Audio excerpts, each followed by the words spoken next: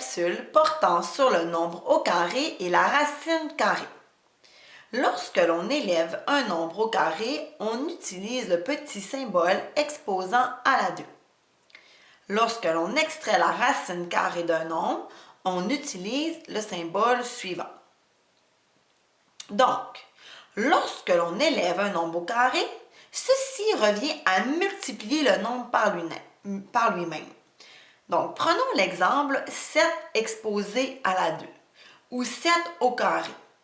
Donc, le petit 2 signifie que le nombre 7 va se multiplier 2 fois par lui-même.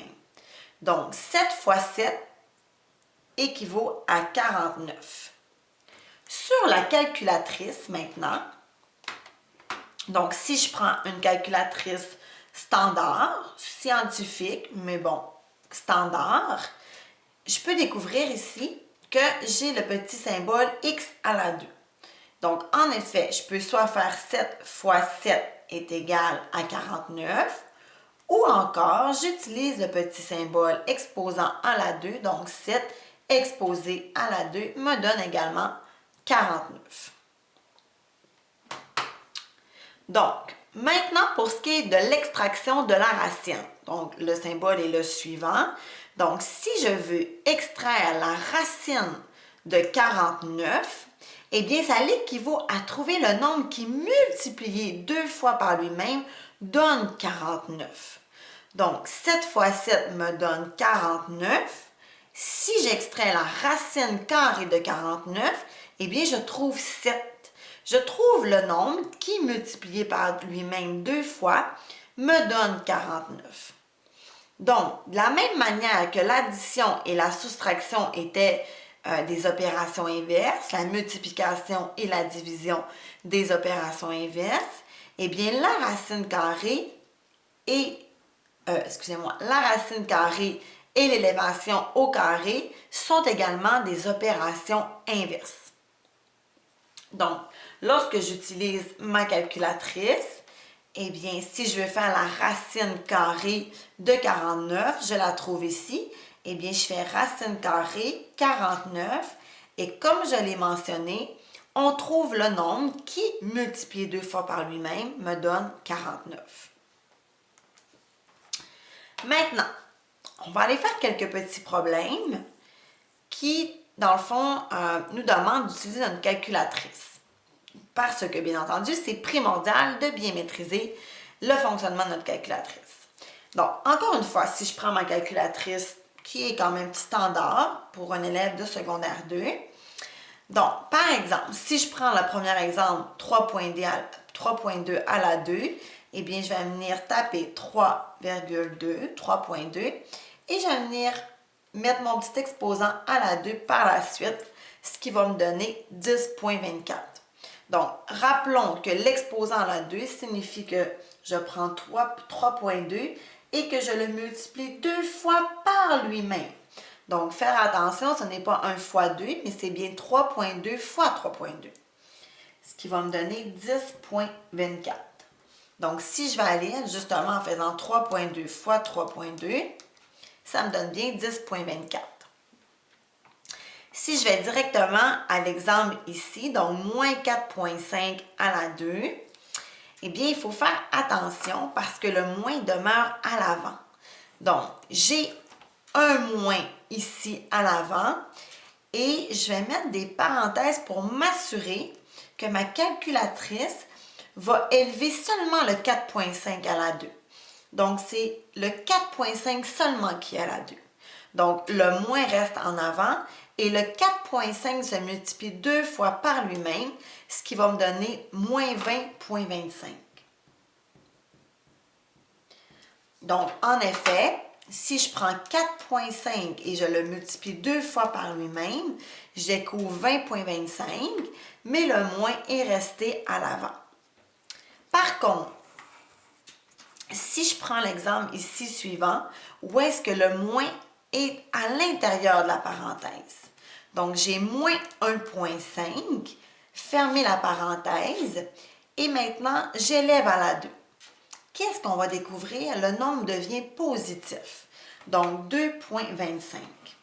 Je vais le mettre ici. Pourquoi?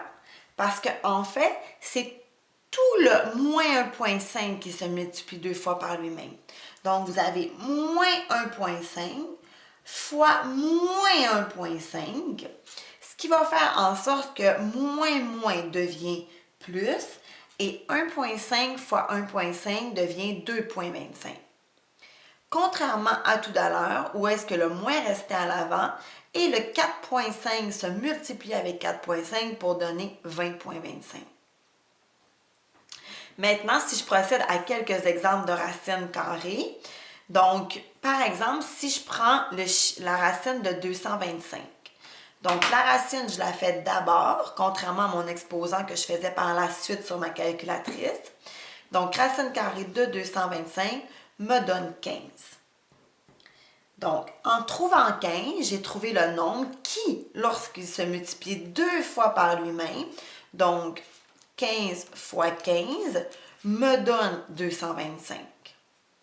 Finalement, je terminerai ce petit exemple avec la racine carrée d'un négatif.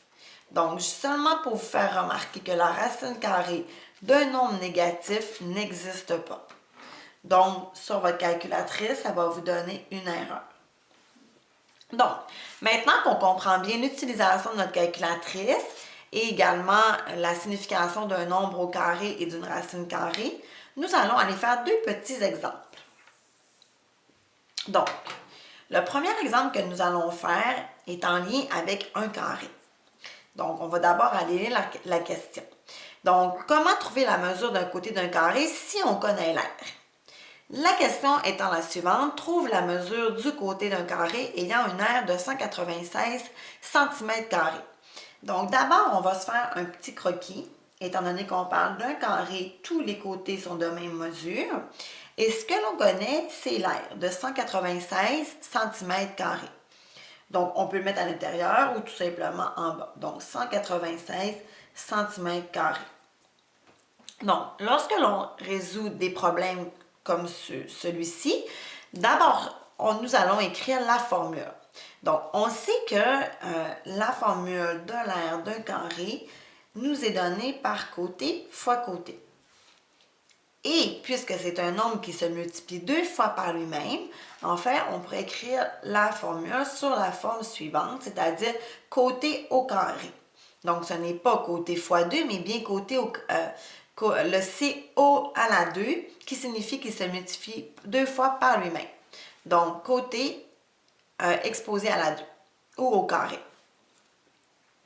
Donc, maintenant, ce que je vais faire, c'est que je vais aller mettre mes informations que je connais à l'intérieur de ma formule. Donc, on remplace les variables de l'aire et du côté parce que l'on connaît. Nous, dans notre cas, ce qu'on connaît, c'est l'aire. Donc, 196 cm², mais le côté, on ne le connaît pas. En fait, c'est notre question. La mesure d'un côté. Donc, je ne mets pas les unités à l'intérieur ici. En secondaire 2, je ne croirais pas que votre enseignant vous le demande. Et maintenant, puisque je veux savoir un côté seulement comment il mesure, je dois extraire la racine carrée. Parce que l'on sait, tout à l'heure j'ai bien précisé, que l'opération inverse de l'exposant est la racine carrée. Alors, lorsque je veux enlever une addition, je fais un moins. Lorsque je veux enlever une multiplication, je fais une division. Et l'inverse est vrai aussi. C'est-à-dire, si je veux enlever une division, je fais un fois. Eh bien, si je veux enlever un exposant à la 2, je vais faire une racine carrée. Donc, tout ce que je vais faire ici, c'est venir faire la racine carrée pour enlever mon exposant. Mais ce que je dois faire d'un côté, je le fais de l'autre. Alors, je prends ma calculatrice et je m'en viens trouver la racine de 196 et je trouve dans le fond 14. Et maintenant, mon petit à la 2, mon exposant a été enlevé, donc c'est la mesure d'un seul côté. Puisque l'aire est en centimètres carrés, on va trouver ici des centimètres. Donc, on répond à la question par la suite, c'est-à-dire que le côté du carré mesure 14 cm. Finalement, je termine cette capsule par un dernier problème. Donc, lorsqu'on travaille avec les racines carrées et les racines carrées et les exposants, donc c'est souvent des problèmes de carré ou encore de cercle. Donc, le prochain problème concerne, en fait, veut trouver la mesure du rayon ou du diamètre d'un cercle si on connaît l'air. Donc, j'attire votre attention dans les deux types de problèmes. On connaît l'air, mais on veut une mesure. Tout à l'heure, c'était on connaît l'air, mais on veut une mesure. Tout à l'heure, c'était un côté d'un carré. Et maintenant, c'est le rayon ou le diamètre. OK.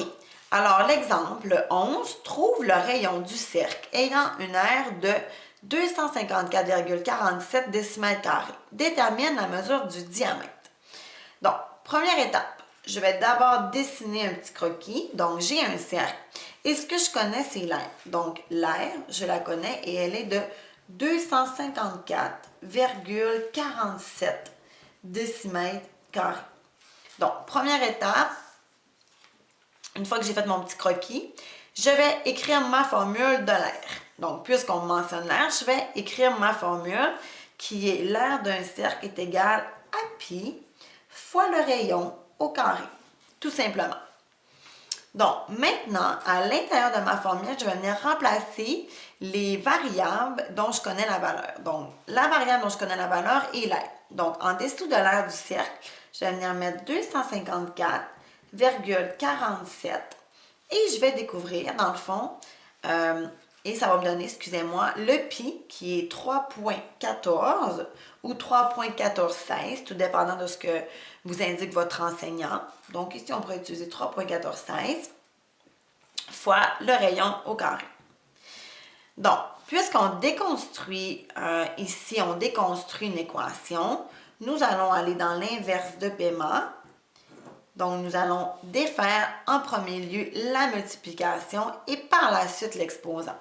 Donc, pour défaire une multiplication, je vais diviser par 3,1416 des deux côtés. Donc, ce que je fais d'un côté, je le fais de l'autre pour conserver l'égalité. Donc, puisque j'utilise ma calculatrice, je vais le faire devant vous. Donc, 254,47 divisé par 3,1416. Et je vais découvrir, dans le fond, 81. Donc, même si j'arrondis, ça me donne quand même 81,00. Donc, on va laisser 81 ici. Donc, de l'autre côté, 3,1416 est disparu et il me reste seulement que le rayon au carré. Donc, maintenant, je n'avais pas d'addition, j'avais une multiplication, je l'ai défait. Et là, maintenant, je vais aller défaire mon exposant. Donc, l'opération inverse de l'exposant est la racine. Donc, la racine a l'effet d'enlever l'exposant. Et ce que je fais d'un côté, je le fais de l'autre. Dans ma racine, je retrouve le rayon. Et si je prends ma calculatrice et que je fais racine de 81, je découvre 9. En effet, 9 fois 9 me donne 81. Donc, lorsque je fais la racine carrée de 81, je trouve le nombre qui, multiplié 2 fois par lui-même, me donne 81. Maintenant, puisque l'aire est en décimètres carrés, le rayon correspond à 9 décimètres.